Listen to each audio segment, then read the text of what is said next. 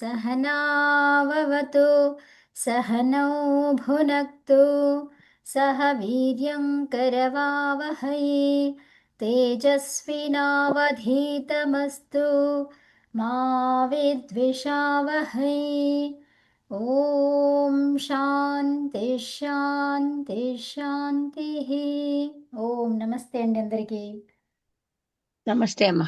నమస్తే. నమస్తే అమ్మా హా సో ఇక్కడ మనకి దీంట్లో చతుర్థి విభక్తిలో ఈ వాక్య వ్యవహారాల్లో చతుర్థి విభక్తి చూస్తున్నాము త్వం ఏతాభ్యాం ఏతౌ ఏతౌ అనేది ఉంది కదా సో ఏతౌకి ఏతాభ్యాం ఏతవ్ అంటే ఇద్దరు కదా ఏ ఇద్దరు వీరిద్దరు ఎవరై ఉంటారు పురుషులు ఓకే సో వీరిద్దరు పురుషులు ఏంటి అంటే మాస్కులిన్ జెండర్ అనమాట ఇక్కడ పురుషులు అంటే జెండర్ మాస్కులిన్ జెండర్ ఇది సో వాళ్ళకి ఇద్దరికి ఏమన్నాము ఇక్కడ వస్త్రాన్ని క్రీణాసి నువ్వు కదా త్వం నువ్వు ఈ ఇద్దరికి వస్త్రాలను కొంటున్నావు ఓకే సో ఇప్పుడు సహా ఉంది ఇక్కడ ఈ సహాకి చతుర్థిలో ఏమొస్తుంది సహా అనేది ఏకవచనం కదా అతడు అతడి కొరకు అని రావాలి ఏం రావాలి తస్మై కదా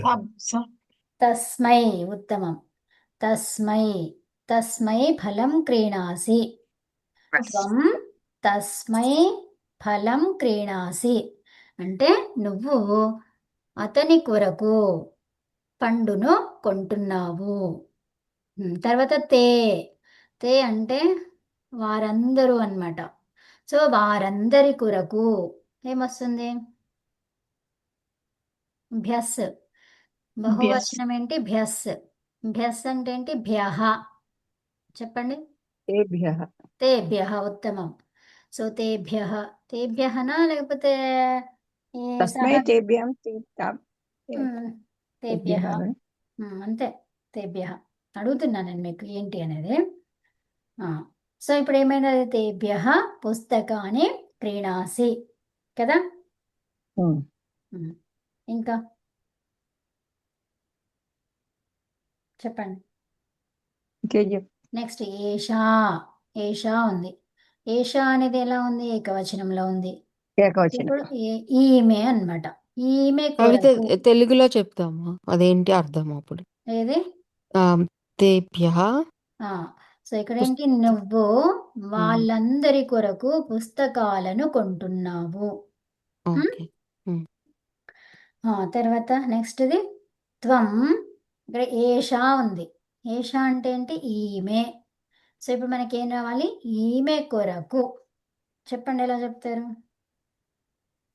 ఏషాయాం తస్యై ఏతస్యై ఏతస్యై ఏతస్యై మాలాం క్రీణాసి అంటే ఏంటి నువ్వు ఆమె కొరకు ఈమె కొరకు మాలలను ఒకటే కొంటున్నావు ఒకటే ఉంది ఇక్కడ మాలాం అంటే ఏంటి మాలను బహువచనం అయితే మాలను కొంటున్నావు బహువచనం అయితే ఏముంటుంది మాలాహ కదా స్త్రీలింగం కదా ఇది తర్వాత మాలాహ బహువచనం స్త్రీలింగమా ఓకే యా సో టూ తర్వాత మచ్ గ్యాప్ వస్తుంది అదే తవ్ తవ్ ఉంది కదా సో తవ్ ఏంటి ఇద్దరు కదా వారిద్దరి కొరకు రావాలి ఎలా చెప్తారు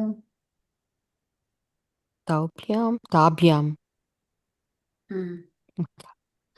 నెక్స్ట్ లేఖన్యౌ లేఖన్యో క్రీణాసి లేఖన్యో అంటే ఎన్ని ఉన్నాయి రెండు పెన్నులు ఓకే చెప్పండి ఇప్పుడు నువ్వు తాభ్యాం అంటే ఇద్దరికి వారిద్దరి కొరకు రెండు ఉత్తరాలను కొంటున్నావు ఉత్తరాలు అంటే లేఖలను లేఖని అంటే ఏంటి లేఖలు కాదు పెన్నులను పెన్నులను కొంటున్నావు సో నువ్వు వారిద్దరి కొరకు రెండు పెన్నులను కొంటున్నావు సో ఇక్కడ అహం నేను త్వం ఉంది ఇక్కడ త్వంకి ఏం చెప్పుకున్నాము తుభ్యం నువ్వు నీ కొరకు కదా. సో ఉమ్. నువ్వు త్వం నీ కొరకు తుభ్యం.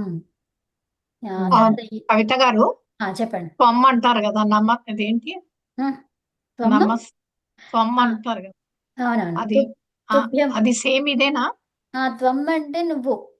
ఓకే సో తుభ్యం నమః. త్వం నమస్కరోతి, ఆ త్వం నమసి.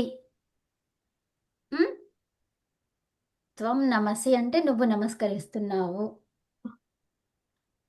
ఓకేనా. ఆ, అహం త్వాం నమస్కరోమి అంటే స్వామ్ ఏంటి? త్వాం, నేను నీకు నమస్కరిస్తున్నాను. Swarm okay. ఆ, అహం త్వాం నమస్కరోమి ఆర్ నమామి కదా. సో అట్లా అనమాట. నెక్స్ట్ అహం అహం తుభ్యం కాగదం క్రీణామి. కాగదం అంటే పేపర్. నేను నీ కొరకు పేపర్ను కొంటున్నాను. ఓకే. నెక్స్ట్ చెప్పండి. యువాం. యువాం అంటే ఏంటి? ఇద్దరు, అవునా? ఎవరిద్దరు? మీరిద్దరు. సో మీ ఇద్దరి కొరకు రావాలి. ఇప్పుడు ఏం చెప్తారు?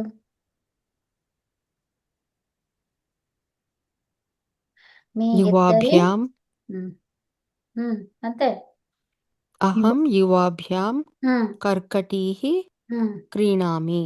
ఉమ్, నేను మీ ఇద్దరి కొరకు ఉమ్. కర్కటీః అంటే ఏంటిది? కర్కటి.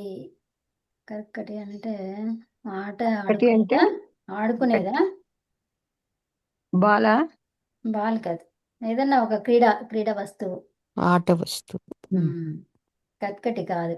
టాయ్ కాదు కాదు, ఇది కాదా? మెలన్ అంట. చూస్తున్నా, మెలన్, కుకుంబర్, కర్కటి కరెక్టే. ఓ దోసకాయ, దోసకాయ, మ్మ్హ్మ్. ఓహో దోసకాయ, కర్కటి. ఓకే. కర్కటి. సో ఇక్కడ కర్కటి అన్నారు, ఏమైంది అది? అంటే దోసకాయ. బహువచనం. బహువచనం. అవునమ్మా, ఇదేంది? కుకుంబర్ ఇది. ఓ కుకుంబర్. ఉమ్. అహం యువాభ్యాం కర్కటీః క్రీణామి. అంటే ఏమైంది? నేను మీ ఇద్దరి కొరకు దోసకాయలను కొంటున్నాను. కుకుంబర్స్ కదా. మ్. నెక్స్ట్ అహం తాభ్యాం ఆహా ఇక్కడ తాహా ఉంది. తాహా అంటే ఎవరికి వచ్చింది? ఇక్కడ తాహా ఎవరికి వస్తుంది? అందరికి, మీ Female. అందరికి, వాళ్ళందరూ. వాళ్ళందరికి. ఎవరందరూ? అమ్మాయిలందరూ అన్నమాట కదా. సో ఇప్పుడు Female. అమ్మాయిలందరి కొరకు రావాలి. ఏం రావాలి? తాభ్యః. పరవస్తాని తాభ్యః. తాభ్యాః తాభ్యః. తాభ్యాః కాదు, భ్యస్. తాభ్యః. మ్మ్. చెప్పండి. అహం తాభ్యః ఉమ్. కరవా కరవస్త్రాన్ని. కరవస్తాని క్రీణామి. అంటే ఏంటి? Handkerchief. కట్టి మొత్తం వాక్యం అర్థం చెప్పండి. నేను అమ్మాయిలందరి కొరకు అన్నమాట ఇక్కడ. కరవా అమ్మాయిల కొరకు. ఉమ్, కరవస్త్రాన్ని అంటే కర్చీఫ్లు. కరవస్త్రములను కర్చీఫ్ కొంటున్నాను. చేతిగుడ్డలు. అంటే కర్చీఫ్లను. చేతిగుడ్డ చేతి గుడ్డలను. మ్మ్. కరవస్త్రములను. చేతిగుడ్డ కూడా చేతి అంటారు కదా. అవునా? అదే. తెలీదు. మ్మ్. అంతే, ఇక చేతిలో రుమాలు. పట్టుకునేది కాబట్టి చేతి గుడ్డ అనొచ్చు అంతే. మ్మ్. యా. ఓకే, ఉత్తమం. రుమాలు అంటారు. మ్మ్. రుమాలు. రుమాలు నెక్స్ట్ అనేది రుమాలు అని. అదే అదే. సో ఏ తాహా ఉంది చూడండి, ఇక్కడ తాహా ఉంది. ఏ పెట్టండి అంతే. చెప్పండి. एताभ्यः చెప్పండి మీరు, శ్రీకాంత్ గారు. అహం अहम् एताभ्यः शाटिकाः क्रीणामि. అంటే నేను ఈ స్త్రీలందరికీ చీరలు కొంటాను. కొంటున్నాను. ఉత్తమం. షాటికాహ, చీరలు, ఉత్తమం. నెక్స్ట్ ఇక్కడ చెప్పండి. భవతి. ఏమొస్తుంది అది? భవతి ఏకవచనంలో ఉంది అది. భవత్యై చెప్పండి. భవతి అంటే మీరు, మీ కొరకు. భవత్యై, పార్వత్యై కదా. సో మ్మ్. చెప్పండి. శ్రీదేవ్యై, ఈకారాంతం కదా. మ్మ్. ఉమ్, అహం లక్ష్మి ఉంది. భవత్యై ఉమ్, పుష్పం క్రీణామి. ఉమ్, అంటే నేను ఉమ్, మీ కొరకు ఉమ్, పువ్వు కొంటున్నాను.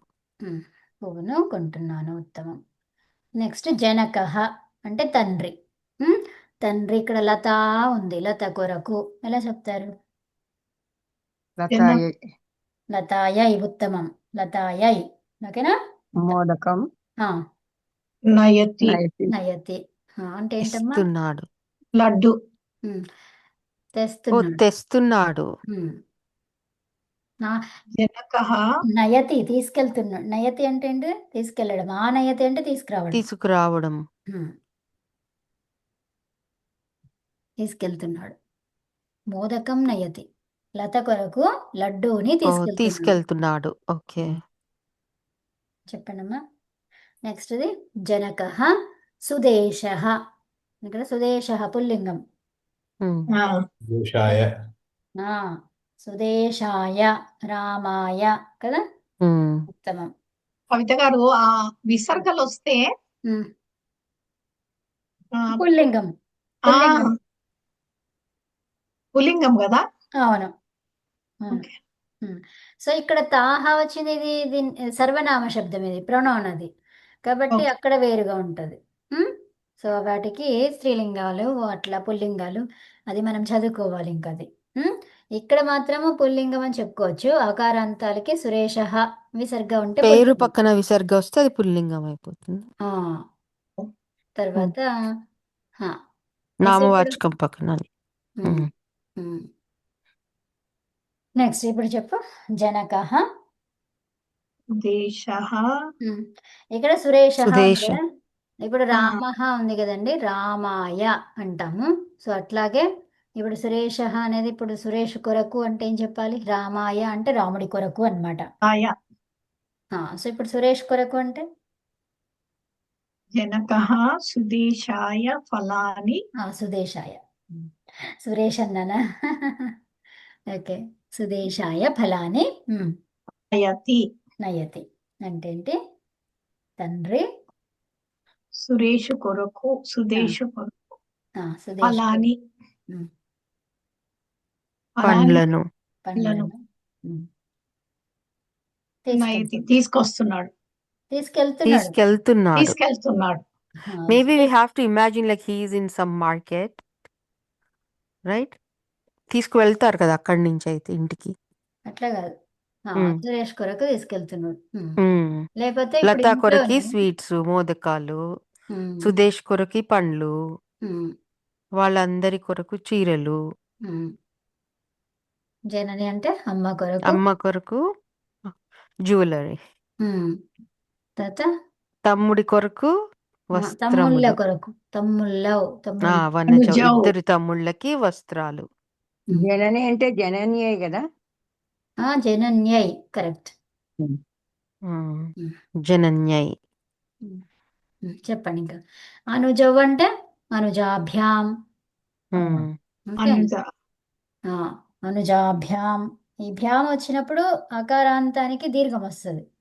సో అప్పుడు ఏమైంది? అనుజాభ్యాం, రామాభ్యాం కదా. ఉమ్. సో అట్లా అన్నమాట. లత ఆల్రెడీ ఉంది కాబట్టి లతాభ్యాం. అవునా? ఉమ్. వేరే వాటికి దీర్ఘం లేని వాటికి దీర్ఘం వస్తుంది. ఇది సో అకారం ఉంటేనా? పార్వతి ఉందనుకోండి, ఏమైంది? అది పార్వత్యై. పార్వతీభ్యాం. అరే భ్యాంకి పార్వతీభ్యాం. ద్వివచనం ఓ కదా మనకి. Yeah yeah yeah. సో అన్నిటికీ అక్కడ దీర్ఘాలు ఉంటాయి. మరి దేనికి లేదు? రామ శబ్దంకి లేదు, అకారాంత శబ్దాలకి లేదు. అప్పుడు పెట్టుకొని భ్యాం చేస్తాం. పెట్టుకొని ఓకేనా? ఆభ్యాం, ఈ భ్యాం యాడ్ చేయాలి. అంతే. శివ శబ్దం ఉంది. సో ఏం చేస్తారు? శివాభ్యాం, శివాభ్యాం. గోవింద, గోవిందాభ్యాం. గోవింది. అలాగా. ఓకేనా? ఉమ్. సరే ఇప్పుడు చెప్పండి ఇంకా. జనకః తాః శాటికాః నయతి. నయతి. ఏమంటున్నారు అక్కడ? జనకుడు ఉమ్. ఇక్కడ తాహని మార్చాలి.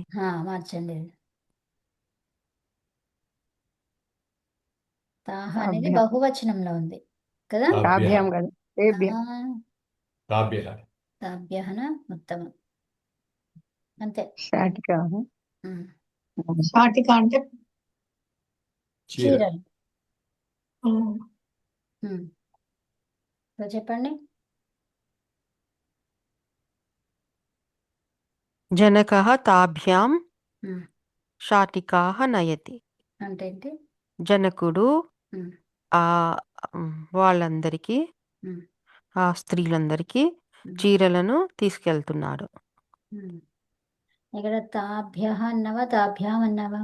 ఓ తాభ్యాం అన్న తాభ్యః. ఉమ్.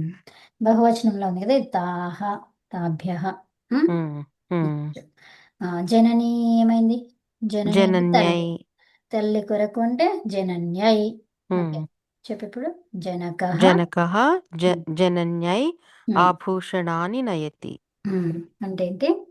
తండ్రి. జనకుడు తండ్రి ఉమ్. తల్లి కొరకు ఉమ్.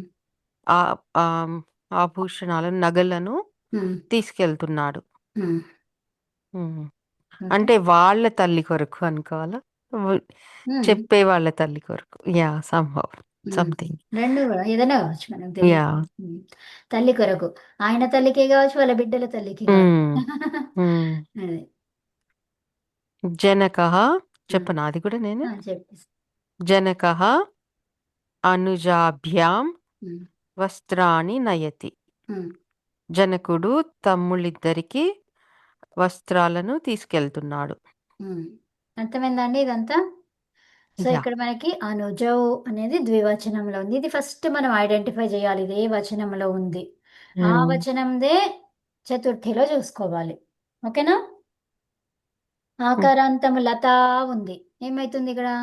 లతాయై. ఓకే, లతాయై. తర్వాత సురేష, సుదేశ, సుదేశాయ. సుదేశాయ. ఓకేనా? నెక్స్ట్ తాహ, తాభ్యః. తాభ్యః. ఇది ఇప్పుడే నోట్ రాద్దాం అనుకుంటున్నా, మీరు రాసేస్తున్నారు. ఐ అవునా? కెన్ టేక్ రాసేసి. Screen shot. యా. ఓకే. జనన్యై రాయండి. తర్వాత జనని ఉంది, ఏం రావాలి అక్కడ? జనన్యై. జనన్యై. ఓకే. నెక్స్ట్ అనుజై, అనుజౌ. అనుజాభ్యాం. అనుజాభ్యాం.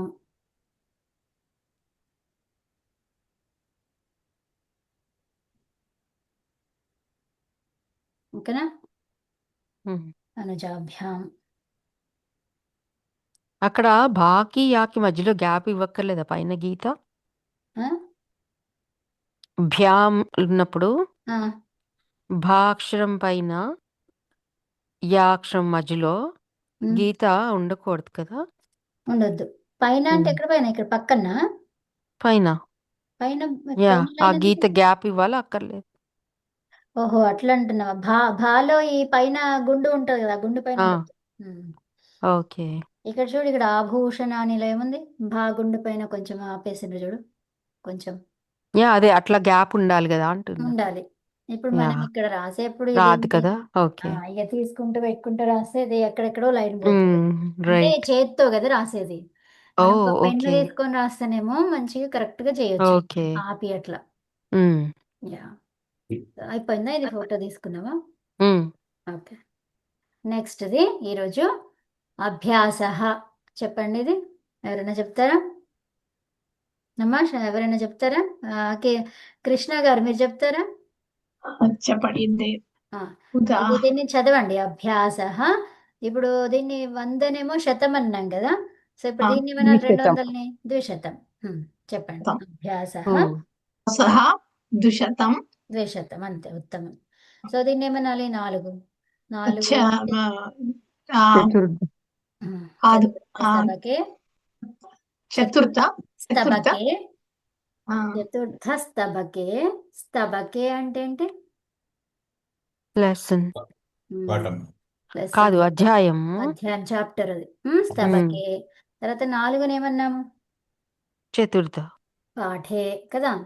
పాఠ్య తర్వాత కృద్ అభ్యాస చతుర్థ అభ్యాసం. అభ్యాసం కాకుండా ఏం చెప్పుకుందాం ఇక్కడ? అభ్యాసమే చెప్పుకుందాం. అభ్యాస మ్మ్. ఇక్కడ 200 ఉంది కానీ ఇక్కడ మ్,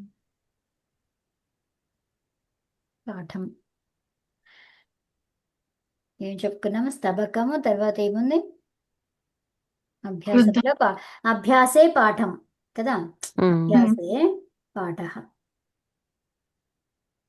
ఇక్కడ చతుర్థ అభ్యాసే కదా, 200 అభ్యాసం అని ఉంది అక్కడ. ఇక్కడ ఏం చెప్పుకున్నాం మనం? స్తబకము, తపకం తర్వాత పాఠము, తర్వాత అభ్యాసమే చెప్పుకున్నాం కదా. గుర్తు సరేలే, రావట్లేదు. అదే స్తబకే పాఠే అని చెప్పండి. తర్వాత చతుర్థ బిందుహు, బిందుహు అని చెప్పండి ఇక్కడ. బిందు అంటే 4th పాయింట్ అన్నమాట. ఓ బిందు బిందుహు. సో ఇప్పుడు పాఠే స్తబకే చతుర్థ భాగే స్తబ అనుకోవచ్చు అప్పుడు. బిందుహు, ఓకే. బిందు బిందు అనాలి. అంటే భాగము వేరు, బిందు అంటే పాయింట్ అన్నమాట. అది ఒక point. స్తబకే భాగే పాఠే అనకూడదు అప్పుడు. ఇది ఒక పాఠం కదా. కాదు కాదు, కొత్త ఓకే. పాఠం కాదు ఇది. ఓకే. సో పాఠంలోనే ఇది 4వ బిందువు అన్నమాట. మ్మ్. ఓకే. అధ్యాయంలో 4వ అధ్యాయంలో 4వ పాఠములో 4వ బిందువు చెప్పండి. బిందునే కదా, బిందువు బిందు కాదు బిందు, అంతే. బిందుహు అని చెప్పాలి ఇక్కడ. బిందువు అంటే అది కూడా ఉమ్, ఆ విభక్తి మార్చాలి కదా అప్పుడు. వచ్చింది కదా సభకే సప్తమ. వచ్చినట్టు పాఠే వచ్చినట్టు ఎందుకు బిందువుని సప్తమ బిందువులో విభక్తిలో. మనకి విభక్తి నడుస్తుంది అని చెప్పాలి కదా, ఉత్తమం.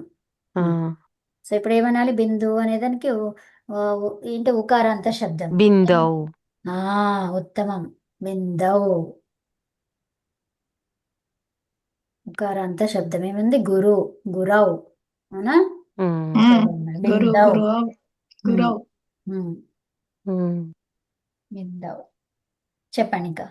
చతుర్థ స్తబకే చతుర్థ పాఠే చతుర్థ బిందౌ క్రుధ్ దృహ్ అసూయ అసూయ ఈర్ష్య ఈర్ష్య ప్రయోగే ప్రయోగే చతుర్థి. చతుర్థి ఉత్తమం. సో అంటే ఏం చెప్తున్నారు ఇక్కడ? క్రుద్ధ్ అనేది ఒక ధాతువు. ఓకే. దృహ్ అనేది ఒక ధాతువు. అసూయ అనేది ఇంకో ధాతువు. ఈర్ష్య అనేది ఇంకో ధాతువు. ఈ 4 ధాతువులకి ప్రయోగించేప్పుడు, 4 ధాతువులని ప్రయోగిస్తున్నప్పుడు ఏ విభక్తిలో చెప్పాలి దాన్ని? చతుర్థి విభక్తిలో. చతుర్థిలో చెప్పాలి.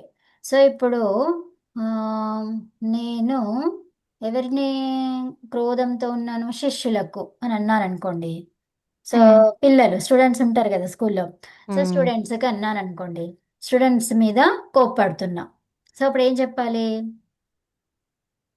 క్రోధ్ త్వం ఆమె క్రుద్ధవతి. ఆమె అని చెప్పండి. త్వం అని చెప్పండి. ఓకే. నువ్వు నువ్వు క్రోధ్ నువ్వు క్రుద్ధ స్టూడెంట్స్ పట్ల ఆ, కోపమై కోపడుతున్నావు కదా. మ్మ్. సో అప్పుడు ఏమనాలి? వాళ్ళ వాళ్ళ పట్ల కదా, వాళ్ళ యందు మనము తాభ్యం. కోపడుతున్నామని చెప్పాలి. తాభ్యం ఎందుకు? క్రుద్ధ ధాతువు. క్రుద్ధ క్రోధ్ ధాతువుని వాళ్ళ సో వాళ్ళ కొరకు కాదు కదా. ఓకే. క్రుద్ధ ధాతువుని వాడుతున్నాం మనం. క్రుధ్యసి కదా, ఎవరికి? మ్మ్. శిష్యుల కొరకు, శిష్యులకు. మ్మ్. సో శిష్యుల్ని ఏమనాలి? ఛాత్ర తీసుకోండి, అది ఈజీగా కదా. శిష్య ఛాత్రేభ్యాం తీసుకున్నా కూడా ఓకే. ఆ? ఛాత్రేభ్యః. ఛాత్రేభ్య త్వం ఛాత్రేభ్యః క్రుధ్యసి. క్రోధం క్రుధ్యసి అస్ క్రుధ్యసి ఓకేనా? కానీ ఇది చతుర్థి విభక్తిలో చెప్పాలి కదా మరి. చెప్పావు కదా. ఛాత్రేభ్యః బహువచనం కదా. ఆ, అదే. సో ఈ క్రుద్ధ పదాన్ని చతుర్థి కదా. చతుర్థి ఒక్క విభక్తిలో నిమిషం, ఒక్క నిమిషం. ఇది వాడక్కర్లేదా? ధాతువులు వాడుతున్నప్పుడు, మ్మ్. ఎవరికి క్రోధం చేస్తున్నావు? వాళ్ళను చతుర్థిలో పెట్టాలి. ఓకే. అర్థమైందా? ఈ ధాతువు వాడుతున్నప్పుడు. మ్మ్. సో ఇప్పుడు దృహ్ ధాతువు వాడుతున్నావు. సో అప్పుడు మ్మ్. ఎవరికి ద్రోహం చేస్తున్నావు? శిష్యులకు సో ద్రోహం ఎవరు చేస్తారు? ఆ శత్రువు చేస్తాడు ద్రోహం. శత్రువు చేస్తాడు, లేకపోతే నమ్మక ద్రోహి అంటాం కదా. సో నమ్మక ద్రోహం చేస్తారు. ఎవరు చేస్తారు అట్లాగా? శత్రువు. చీటర్. చీటర్ విరోధి. చీటర్ అనాలి. చీటర్ని ఏమంటాం తెలుగులో? మో- మోసగాడు. ద్రోహి. మోసగాళ్ళు, ఆ, మోసగాళ్ళు ద్రోహం చేస్తారు కదా. ద్రోహులు ద్రోహం చేస్తారు. ఆ, యా, సో ఇప్పుడు వాళ్ళని ఏం చెప్పాలి? వాళ్ళని మోసగాళ్ళని ఏం చెప్పాలి? మ్మ్, ద్రోహులు మోసగాళ్ళు అమాయకులని మ్మ్, అమాయకులకు ద్రోహం చేస్తారు. మ్మ్. ఆ, ఏమంటారు వాళ్ళని? ప్రజలను కాదు అనుకోండి. కాదు, అదేంటి, మంచి వాళ్ళు, సజ్జనులు కాకుండా దుర్జనులు. దుర్జనులు. దుర్జనులు. దుర్జనులు దుర్జనేభ్యః సజ్జనులను సజ్జనేభ్యః ఉమ్, దృహ్యతి. ఓకే, ఉమ్, సో ఉమ్, అట్లా అన్నమాట. దుర్- తర్వాత అసూయతి. ఓకే, సో అలా చెప్పాలి. అసూయతి ఎలా చెప్పాలి? ఎవరు అసూయ? దుర్జనులే కదా. సో ఉమ్, మంచి వాళ్ళు కాని వాళ్ళే ఎవరిపైన అసూయ పడతారు? మంచి వాళ్ళ పైన, అవునా? ఉమ్, సో దుర్జనులు సజ్జనేభ్యః అసూయతి. ఉమ్, ఓకే, ఈర్ష్య కూడా అంతే కదా. దుర్జనులు ఉమ్. సజ్జనేభ్యః ఈర్ష్యతి. ఉమ్. అర్థమైందా? నో, యా, డబ్బులు లేని వాళ్ళు డబ్బు ఉన్న వాళ్ళని చూసి ఈర్ష్యపడతారు. సో ధనహీనః ఉమ్. ఏం చేస్తాడు? ధనేభ్యః ధనేభ్యః ఈర్ష్యతి. ఈర్ష్యతి. ఈర్ష్యతి. ఈర్ష్యతి. ఓకేనా? ఉమ్. ఉత్తమం. సో అట్లాగా ఇప్పుడు ఇక్కడ ఉన్నాయి చూడండి. సో క్రుధ్యతితో ఫస్ట్ ఇచ్చారు. కహ కస్మై క్రుధ్యతి, ఎవరిపైన ఎవరు? క్రోధపడుతున్నారు, క్రోధంగా ఉన్నారు. ఉమ్, సో మనం. కస్మై అంటే ఇక్కడ మనకి ఎవరి పైన అంటున్నాం మనం. అంటే ఏంటి, ఏం రావాలి? అసలైతే యాక్చువల్గా సప్తమి రావాలి, అవునా? ఉమ్, కానీ ఈ యా, ధాతువు వాడుతున్నప్పుడు అందుకని చతుర్థి చతుర్థిలో రావాలి. వాడుకోవాలి అని స్పెషల్ గా చెప్తున్నారు. ఉమ్, అర్థమైందా? ఇది చతుర్థిలో రాదు యూజ్ చేయడము. వాళ్ళపైన నువ్వు కోప్పడుతున్నావు అన్నప్పుడు సప్తమి వస్తుంది. సప్తమి వచ్చేది ఇప్పుడు ఎక్కడైంది? చతుర్థిలో అయ్యింది. అందుకని ఈ సూత్రాన్ని చెప్పడం జరిగింది. ఓకేనా? ఉమ్, చతుర్థి వాడుతున్నప్పుడు ఈ ధాతువులు ఏవైతే ఉన్నాయో చతుర్థి ప్రయోగంలో వస్తాయి. ఈ ధాతువులను ఎప్పుడైనా వాడినా కూడా ఎవరికైతే నువ్వు ఇవన్నీ చేస్తావో, ఎవరైతే చేస్తారో సో వాళ్ళను చతుర్థిలో పెట్టాలి. ఓకేనా? యా, ఓకే, సో ఇప్పుడు చెప్పండి ఇంకా. రావణః రామాయ క్రుధ్యతి అంటే ఏంటి? రావణుడు రాముడి పైన కోప్పడుతున్నాడు. ఆ, అర్థమవుతుందా? ఆ, కోపిస్తున్నాడు. ఉమ్, కోపం చూపిస్తున్నాడు. ఉమ్. కోపం చూపిస్తున్నాడు కదా. ఉమ్, కోపం చూపిస్తున్నాడు అంటే మళ్ళీ వేరేది అయిపోయింది. అక్కడ కోపం ఆ అనేది ఒకటి అయిపోయింది, చూపిస్తున్నాడు ఒకటి. కోప్పడుతున్నాడు. కోప్పడుతున్నాడే కోపిస్తున్నాడు. చెప్పాలి. కోప్పడుతున్నాడు. ఉమ్, ఉమ్. కోపగించుకుంటున్నాడు.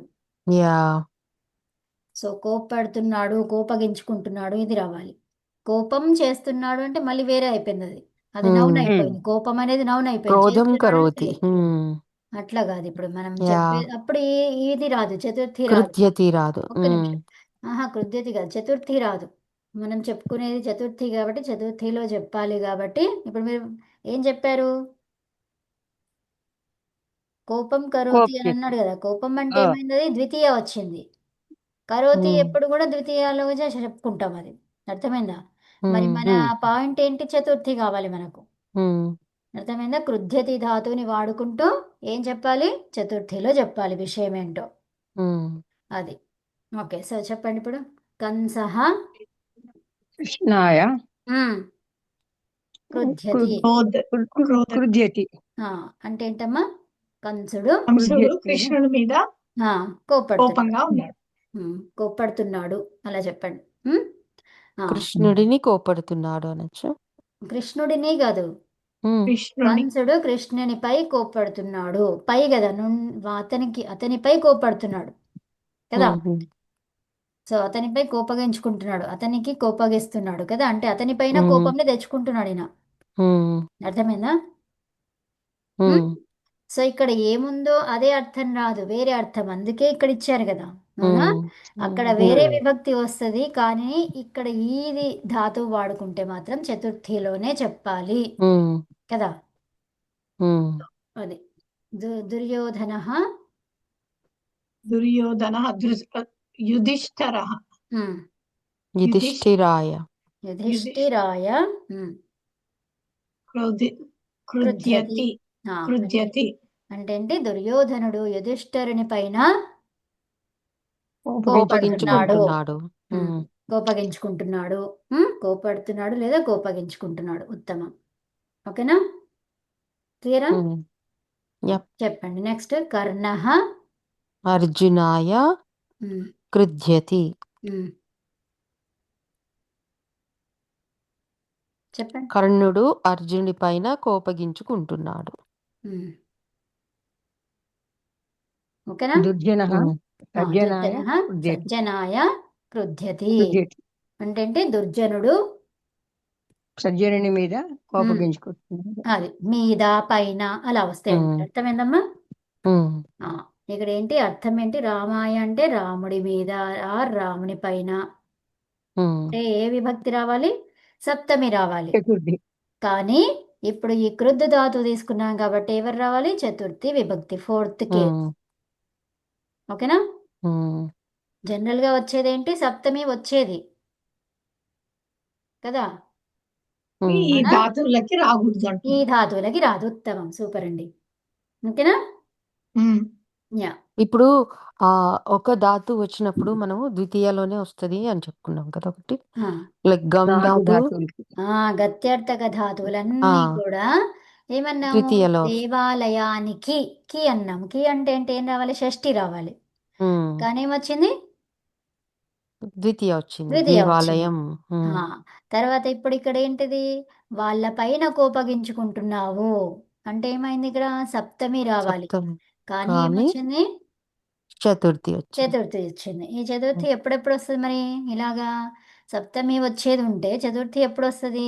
కోపగించుకోవడము, ద్రోహం చేయడము, అసూయపడము, ఈర్ష్యపడము. అది అర్థమైనా? ఈ 4 ధాతువులకి ఏమొస్తుంది? చతుర్థి సెవెంత్ విభక్తి. విభక్తి ఉండేటువంటిది చతుర్థి విభక్తిలో వస్తుంది. అంత ఉమ్. మాత్రాన రాముని కొరకు అని చెప్పొద్దు, రాముని పైననే చెప్పాలి. అర్థమైనా? ఉమ్. తెలుగులో పైననే ఉంటది, రాసేది మాత్రం వేరుగుంటది. అక్కడ ఇప్పుడు fourth comes instead of seventh అని రాస్తావా? ఆ?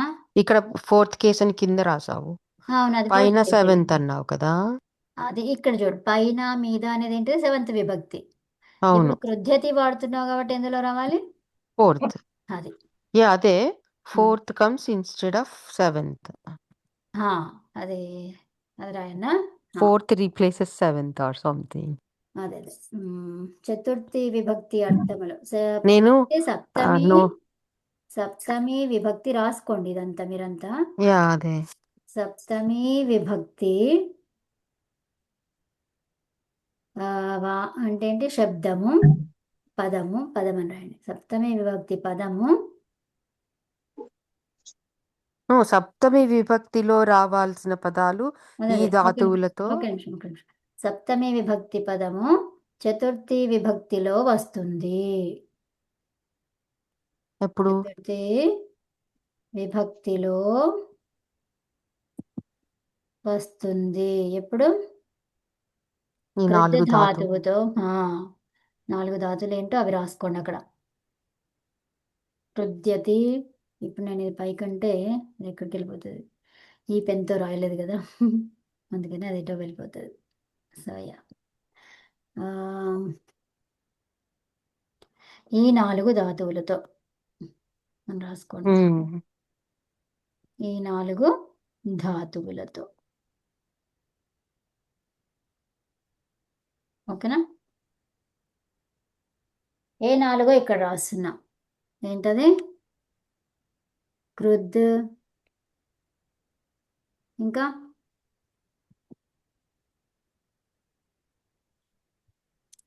అసూయ, ద్రోహ, అసూయ, ఈర్ష. ఉత్తమం. ఉత్తమం అండి ఈ 4 ధాతువులు. ఓకేనా?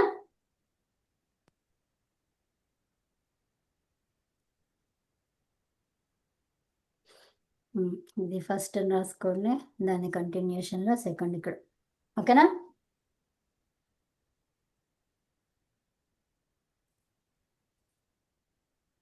ఓకే. ఉమ్, ఉమ్. సప్తమి విభక్తి పదము చతుర్థి విభక్తిలో వస్తుంది ఈ 4 ధాతువులను ఉపయోగిస్తున్నప్పుడు 4 ధాతువులతో. ఏమవి? కృద్, దృహ్, అసూయ, ఈర్ష. ఓకేనా? తీసేచ్చా? ఉమ్, ఓకే. నెక్స్ట్ చూడండి. ఇది చెప్పండి. ఇది 4 గుణాలు. అవునమ్మా. సో ఇది చెప్పండి. మూడోది చెప్పండి. ఇది అయిపోయింది కదా. నాలుగోది అది కూడా అయిపోయింది. అన్నీ అయిపోయినాయి కదా. ఉత్తమం. ఉమ్. యా. నెక్స్ట్ ఇది చూడండి. సెకండ్ బిట్ ఈర్ష్యతి. ఓకే. ఈర్ష్య. కహ కస్మై ఈర్ష్యతి కదా. దేవాహ రాక్షసేభ్య రాక్షసాహ. రాక్షసాహ అంటే చాలామంది. సో అందుకని రాక్షసేభ్య ఈర్ష్యంతి. అవునా? ఉమ్, ఉమ్. ఎవరిపైన ఈర్ష్య ఉంటుంది? రాక్షసుల పైన. దేవతలకు. ఎందుకంటే ఇంద్రుడు కాదు, ఎవరిస్తారు? అమృతాన్ని శివుడు ఇస్తాడు కదా. ఇస్తే అప్పుడు దేవతలకు, ఈ ఇంద్రుడికి వాళ్ళందరికీ కూడా కోపం వస్తుంది అనమాట. వాళ్ళకే మంచిగా చూసుకుంటున్నాడు, నాకేం చూడట్లేదని. వాళ్ళకే అమృతం ఇచ్చేస్తున్నాడు మొత్తం అని. అవునా? ఉమ్.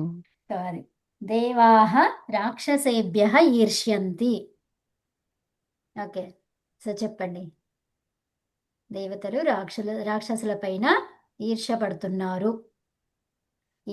పడుతున్నారు కదా.